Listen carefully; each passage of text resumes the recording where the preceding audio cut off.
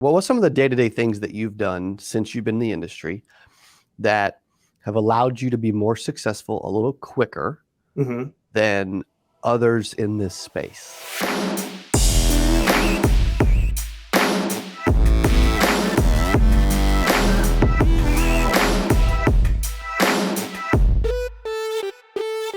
Ladies and gentlemen, welcome back to CA Power Players Podcast every single Tuesday, 8 a.m. Central Standard Time. Today we got a special guest, super special guest, okay? Mr. Andrew Dornisch, all the way from Colorado. What's up, Andrew? Sir. Yes, sir. Yes, sir. I'm doing well. Thanks. How are you? Dude, I appreciate you, man. I appreciate you being a part of this thing. I appreciate you being a part of Power Players. I appreciate you being a power player. Dude, you're someone that, like, I can tell just by hanging out with you a lot and being around you, you want to consume as much knowledge and you are as coachable as a lot more coachable than a lot of people I know. Right. So I'm just curious where that comes from, man. Have you always been that way? Yeah, I think for the most part, first off, thank you very much for having me on. Very excited to be a part of this and man. Let me into Power Players and obviously new to the insurance industry, but like you said, super excited to learn and very coachable. I think started when I was very young. I think sports has always played a big role in that. Grew up playing ice hockey in Columbus, Ohio. Always wanted to learn, always wanted to be always evolving, always understanding that, you don't know what you don't know and trying to learn as much as possible. So, I've always been very receptive, always been willing to listen, always been, willing to kind of go along with things and figure it out firsthand. I want to be able to experience things and do, do different things to see what it's like firsthand as opposed to reading about it or seeing it.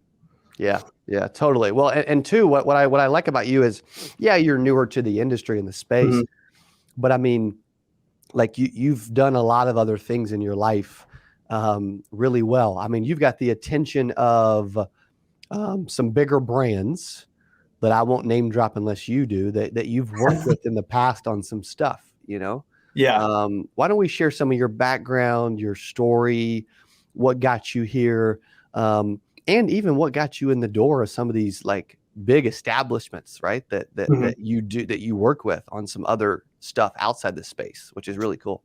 Yeah. So the majority of my background kind of lies in the marketing industry. Like you said, I've had the pleasure of working with some of the largest brands in the United States, Ford, Pepsi, Progressive Insurance, Nissan, and representing them from an experiential marketing perspective. So going to events, going to music festivals, trade shows, and representing them, firsthand. So I've been very fortunate. Yeah, it's awesome. Absolutely awesome. And I think with that being said, we always talk about you have to get in the room. And I think the relationships and building those relationships over the years is what has gotten me there and what, has gotten me in some of these bigger deals. And, one person that was a contractor that I sat next to in an office, that for a company that I worked for in Boulder, went on to work at one of these larger brands and brought me along. And just the conversations that we had, you simply don't know where that person is going to be in 1 year, 5 years, 10 years, or, if they're going to need you or you're going to need them. And just building those relationships, I think is super important. It doesn't matter what industry you're in or what you do. Yeah, it's kind of funny. That's a really good point. And that's why relationships are so important, by the way, because you really never know. I mean, I just had someone coming back into my life 4 years later that had been just following along the way that is really big time and that we're going to really do some cool, fun stuff together pretty soon. Right. And so there's just a lot of that. And that proves how important relationships are. But I'm curious, man, when you talk about some of these bigger names, I mean, you drop some bombs, dude, like some of the biggest brands in the world, right? Ford, Pepsi, I mean, everybody but Taco Bell really is what you dropped, how does someone, so let's just use this and apply it to people listening. They're like, hey, I want to get the attention of the mayor in my city, right? I want to get the attention of a big, and maybe they do group benefits and like, dude, I want to get the attention of a big manufacturing company in my state, whatever, right? Like you've clearly done a good job at getting attention of bigger size players, right? So how does one go about that? Like, is there some advice or tips or thoughts there? Yeah, I think it kind of a couple different things, right? I think, having a platform, having, I guess we can kind of dive into the marketing aspect of it, having a platform, reaching out, being consistent with your outreach, I think is very important. Pose yourself as an expert in the space that you wish to be in. And don't give up, like don't stop. I think that's probably one of the most important things. I remember 2 years ago, I was watching the NFL draft and I was like, at the moment, I was like, this would be really cool to get into the sports marketing industry. So what I did is every single draft pick, I would shoot them a message on Instagram. So first 10 draft picks, I would just shoot them a message on Instagram. Welcome to the NFL. Super excited to be watching you on Sundays. And I've heard back from 2 or 3 people, and one guy that I still talk to this day, and hopefully have a call with here in the next day or so to kind of talk about some future business. But I think you have to get out there and do things. You have to get out there and experience. You have to get out there and get in front of these people, because you're not going to meet your $1 million sales sitting on your couch. You could meet them at lunch. You can meet them at Power Players. You can meet them in a bunch of different settings. But if you don't actually try, or you don't make the first step, you're not going to get absolutely anywhere. Yeah, so true, man. How old are you now, by the way? 33. Dude, he's old. He's a few years older than me, man. I know. Okay. It's pretty much over. Time to wrap it. Life is over. Yeah, exactly. What was Andrew like 16 and a half? Like half of a life ago, Who was Andrew Dornisch? That's scary to think about. Yeah. 16 and a half ago, I'll tell this story because now my parents know. I was driving back home from lacrosse practice in Columbus, Ohio, and got pulled over for speeding and attempting to run from the cops. So I don't tell that lightly, but I tell that with saying that, I definitely have come a long way from where I was. That's not a reflection of my whole childhood, but that was something that happened when I was about 16 and a half years old. But back to what you said earlier, just always being coachable, always be willing to learn.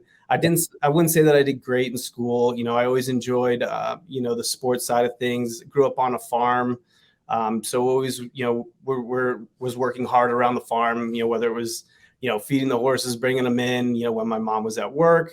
I also worked, not full time. I worked all the summer at a golf course as a caddy, or worked on the driving range. So I worked, 5 to 7 days a week during the summertime when I wasn't in school. So, I mean, it's I feel like I've always found ways to make it work. I've always been, creative in making decisions and stuff. So yes.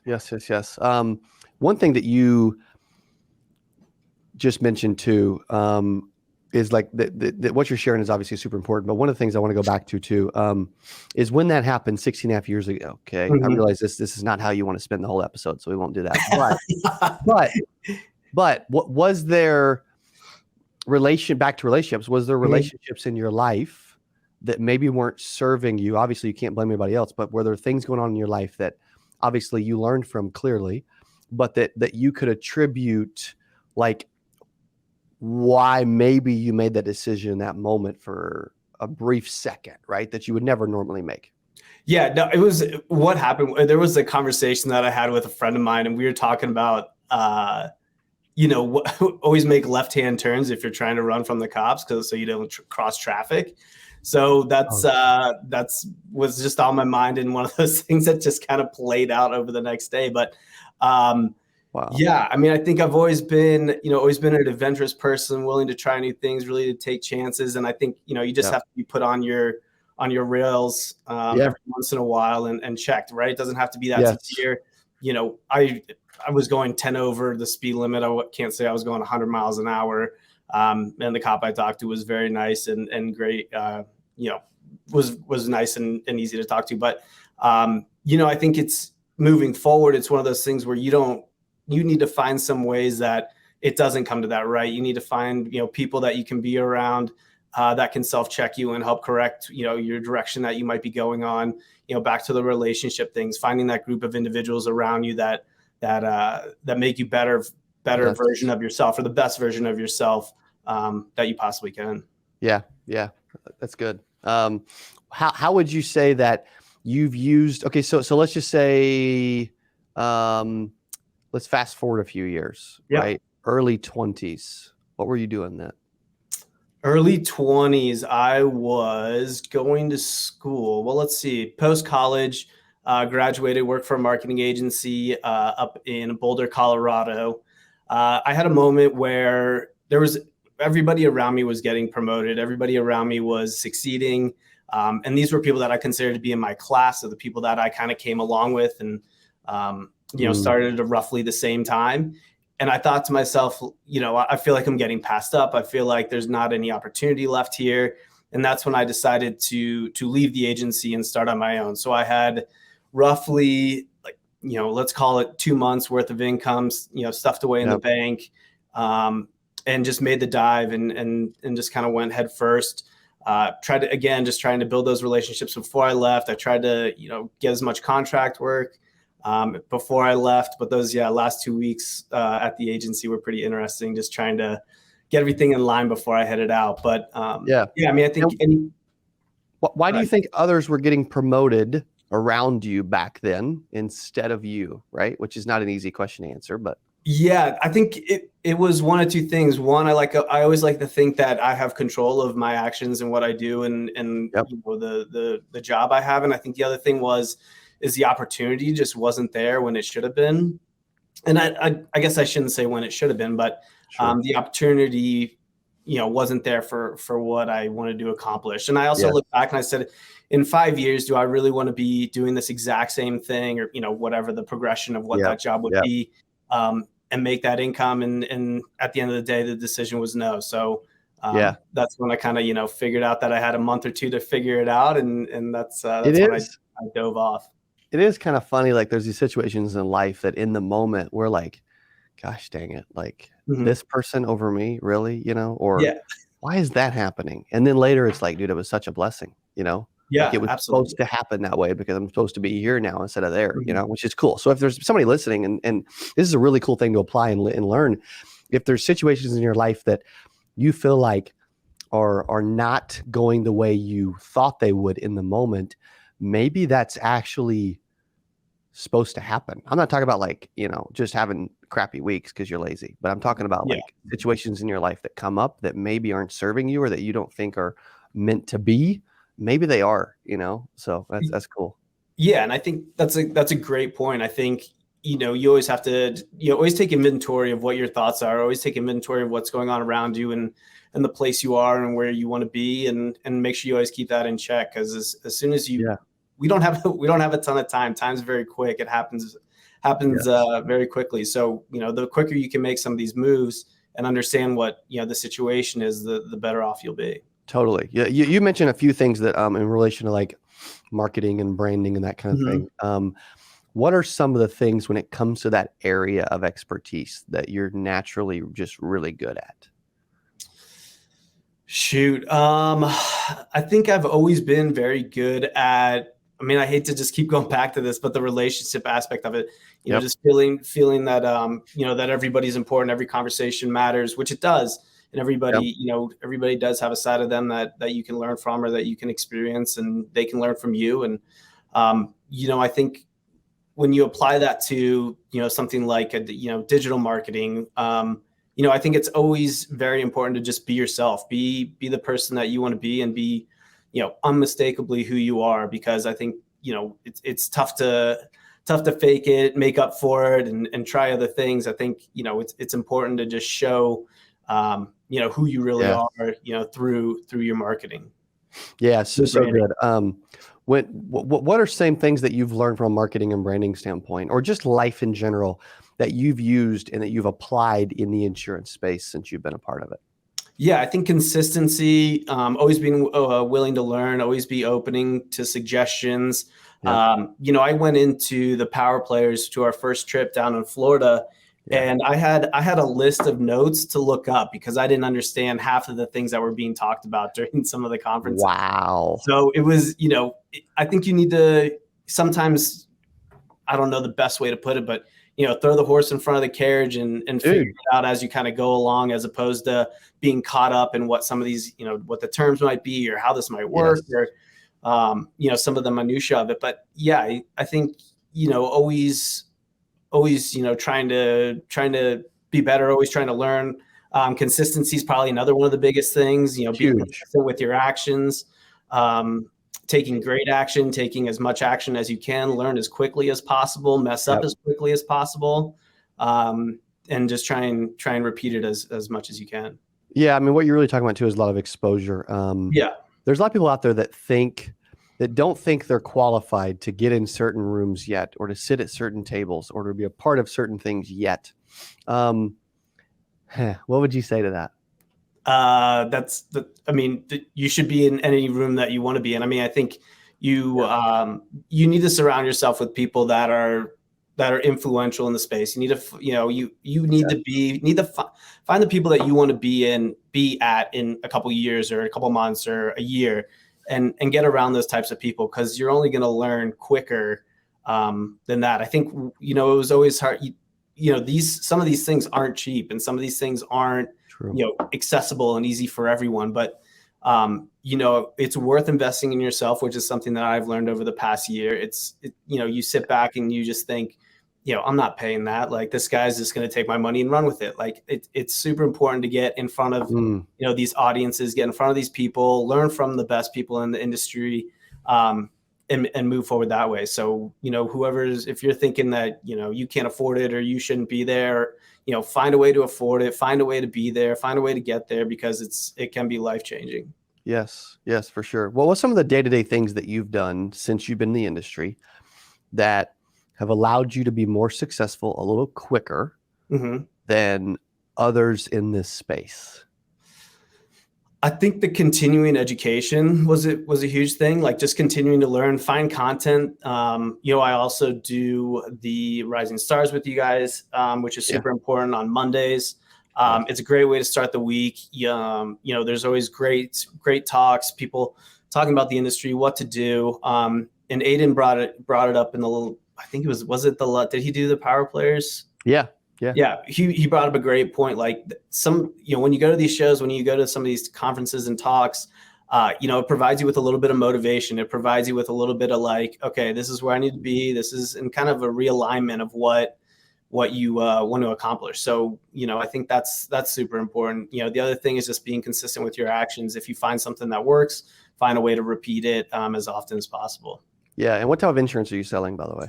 PNC. Yeah. And why PNC when you look at it? It's semi by just consequence, maybe by accident, but just working with Progressive Insurance, and being a representative of them for the I think 6-7 years of working with them. Wow. Through an agency, but working, as a representative of them. It was the area I was around. So that was kind of just how I slipped into that. Yeah. And what's your favorite prospecting method to find people to sell Homerado to? Yeah. So I've tried a couple different things. I've done direct dials through a company.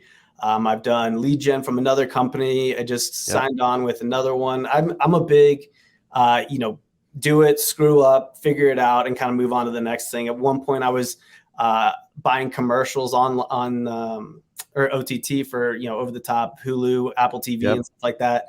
And, one of the representatives for the company was like, hey, I just want you to know, like, you can't do that when you're trying to compete with, these Lemonades and Next and, online providers. So it's definitely been a learning process for myself when, I'm thinking so big, I need to kind of zero it in. But, referrals from friends, referrals from, I'm not going to say his name, but he knows who he is in Power Players, has been, super great and good. Yeah, which is awesome. So, good. It's been great on the referral side of things is kind of been what has worked so far. That's cool, man. I was hoping some of those things would come out of Power Players, by the way, with different people, to where you can form some of those relationships to refer some business, you know? And we have a nice little crew from Colorado in Power Players. So yeah, man. It's awesome. Yeah. You got Aiden, Josh, you, anybody else? That might be it. That's still a good percentage of Power Players, by the way, from absolutely. Just Colorado, which is cool. Yeah, great guys. So it's awesome. We may have a few others in joining Power Players in the near future. I actually know a lot of people from Colorado, man. I don't know what it is. That's funny. It's probably freezing there right now too. It's not warm. I'm excited to get on a plane tomorrow and go to Phoenix. Yes, dude. Me and you both. Scottsdale's so much nicer. Yeah, exactly. it's crazy. It's gonna be like I think it'll be, I mean, at least 60s and 70s, which is a heck of a lot better than 20s and 30s. You know? Oh yeah, that's exactly what I saw. I already have my swimsuit packed, so I'm ready. Boom. You are ready. You are ready. When you think about back when you first started and you think about other people that are listening to this, let's give them something that you haven't shared yet. Mm-hmm. That some advice that you would give them for someone that is newer to the industry that you've picked up along the way that they can learn from and use immediately. And it may take a second too, because no pressure. There's just the whole world's listening. No big deal, right? It's only it's only everything. I think for me, I love that. I think for me is just you have to do it. I think if you just have to. There's no reason to go at this half speed. If this is something you want to do and this is a field that you're very interested in, go full speed. Like absolutely do as much as you can in the shortest period of time. John Wetmore had a great comment. I listened to him a couple episodes ago from you is if you're not signing or if you don't have 30 appointments a week, you're not working full time. Ooh. And I thought back to that and I was like, there's got to be a way. I got to find a way to book a minimum of 30 a week of appointments. And my goal is to get past that. And it's easier said than done. But really rely on, try and quote every single friend of yours, try and, build your business around the people that you know first, and then kind of take it to the cold leads and the warm leads in the area. But, get out there and just do it as much as you can. Just try and go as fast as you can. Understanding that it's not going to be perfect. But the more you can do, the more experience you're going to get. Yeah, for sure. You just mentioned something about do it as fast as you can. Mm-hmm. I really do believe in scaling with speed, doing a lot in short amount of time. You even said it earlier, like, hey, do it, make mistakes, screw up, learn from it, whatever. Yeah. And do it again. How important is speed in business? Yes, very. So kind of back to the scaling thing that you just mentioned kind of reminded me of a story. So when I first started doing the insurance, I wanted to try and see if I could scale as quickly as possible. So I put up an ad on LinkedIn trying to hire agents in Colorado. Got two guys that reached out, said we're super interested. I said, awesome. I would love to talk to you guys. Being a business owner, I know how to interview people. I know the right group of people. And I got on the phone and this guy was asking questions that I did not know the answers to. How many points do we get here? Why, where are our leads coming from here? And in the back of my head yep, they are going to be there. They are on their way. They are coming. And I had absolutely no idea what I was talking about. I called them back an hour later and I said, hey man, I apologize. You asked some very good questions I simply don't know the answers to. So I need to kind of regroup, bring it back, and maybe try again in another couple of months. I'll keep your phone number, but I really appreciate your time and kind of opening it up. So, back to that, I was trying to hire people before I knew what the industry was and knew what to hire and how to hire. So yeah, I think, when it comes to scaling, when it comes to building the business, doesn't matter what industry you're in, just trying to get going as quickly as possible. This might sound terrible for some, but money is the blood of your business. If you run out of money, you run out of blood and your business can't survive. So the quicker you can figure it out, the quicker you can get it going, the more blood that you can have in your business, the faster you can grow. Man, that's so good. Money is the lifeblood of your business, man. Yeah. That's strong. That's so true. And I hate to put money on a pedestal, but when it comes to kind of the business operation of things, it kind of is. So it is. I mean, people don't realize it. Like everybody's always focused on knowing everything or getting expenses down so that I make more money, which is funny. It never works. Yeah, it never works that way. Yeah, it's always the opposite of when good things happen here in our companies, it's because revenue goes up. Right. Otherwise, we can nickel and dime here and there, I mean, we added Adobe for a bunch of people. We added a water freaking machine in the other building. I don't even know why, because the water bottles are 25 cents in the fridge. But who cares? It's it's life, it's business. It's like, dude, the more expenses I typically get, it's funny, the more revenue I typically do too. Yeah, and I think it's funny because as a small business owner or a solo entrepreneur, the spending habits that you have do really translate to how your business is operated. So if you as a person are always trying to save and always trying to nickel and dime, that can be translated to your business, which can be translated to your clients. So it's super important to, keep an open mind when you're trying to, approach some of these things. The $60 a month on Adobe, could create, millions of dollars worth of revenue, or, ups your quality to, to another level, which makes you look more professional and, improves everything. So, yes. So it's important to, it's not usually it's usually an income problem, not a spending problem. 100%. Yeah. 100%. Is there anything that we have not mentioned or talked through on today's podcast episode that you planned on, or that you would like to bring up before we call it a day? Yeah. Since 16 and a half, I don't have any more speeding tickets. So we can nix that one off the chart. Boom. Yeah, no, I think that's about it. If anybody has any questions about any of the marketing or looking to grow their business, feel free to reach out to me. I would love to have a conversation with you. Happy to give that to you at no cost. So yeah, just hit me up. That's cool, buddy. Should they look you up on online? Should they hit up an email, a certain phone number? What would you like to share there? Yeah, absolutely. So I took a note from Cody's book, created my website. It's just andrewdornisch.com/CA. And I'm doing 15-minute free tutorial or 15-minute free consultation. So it has a link to my calendar. You're more than welcome to schedule a time. Also has all my socials there. So drop a follow, and look forward to talking with all y'all.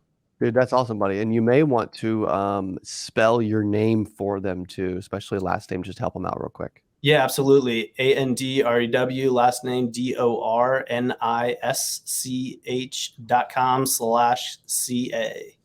Boom. I love it, Kay. Yeah. Andrew, you've been phenomenal, brother. Appreciate your time very much, man. Yes, thank you very much. Appreciate you, buddy. I've enjoyed everything we've been doing together, and cheers to doing a lot more together, man. Yeah, okay? Looking forward to it. Thank you. Okay, I love it. Okay, if you enjoyed today's episode, please let Andrew know in comments below. Hype him up. Let him know how awesome he's doing. Okay, we appreciate you guys listening to Power Players every single week, every single Tuesday, 8 a.m. Central Standard Time. And we'll see you on the next one.